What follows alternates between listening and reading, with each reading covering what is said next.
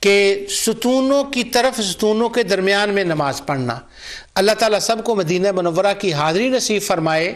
تو جو ریاض الجنہ جو ہے اس کے اندر ایک ستون ہے، اس کا نام ہے استون عائشہ.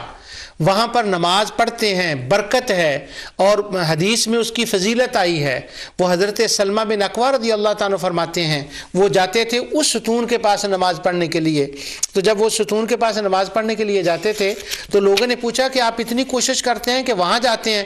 تو وہ کہتے ہیں میں اس ستون کے پاس نماز کیوں نہ جا کر پڑھوں جہاں رسول اللہ صلی اللہ علیہ وسلم کوشش فرمایا کرتے تھے کہ میں وہاں جا کر نماز پڑھوں اور وہاں میں نماز پڑھنا چاہتا ہوں.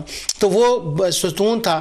اب حضرت سلمہ تو اس لیے نماز پڑھتے تھے کہ حضور اس ستون کے ساتھ کھڑے ہو کر نماز پڑھتے تھے. اب سوال یہ ہے کہ حضور اس کے پاس ساتھ کھڑے ہو کر کیوں نماز پڑھتے تھے؟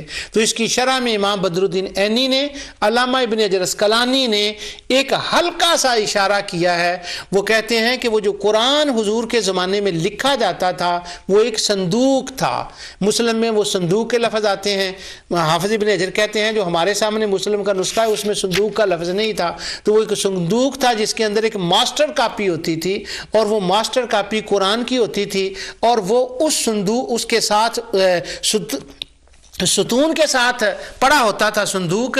تو حضور اس کے لیے وہاں جاتے تھے نماز پڑھنے کے لیے، اور سلمہ بن اکوع بھی وہاں اس لیے جاتے تھے. بعد میں وہ لوگوں کو بھول گیا. ام المومنین عائشہ صدیقہ رضی اللہ تعالی عنہ نے اس ستون کو عبداللہ بن زبیر جو ان کے بانجے تھے ان کو بتایا کہ یہ وہ ستون ہے. اس کے بعد اس ستون کا نام استون عائشہ پڑ گیا. وہ ریاض الجنہ میں ہے اور یہ وہ مقام ہے جہاں قرآن کی ماسٹر کاپی پڑی ہوئی تھی. اگر اللہ تعالی نے توفیق دی تو انشاءاللہ اس پر کسی وقت پھر دلائل دوں گا. جو کچھ میں نے کہا اللہ تعالیٰ سے قبول فرمائے. وما علیہ الا البلاغ.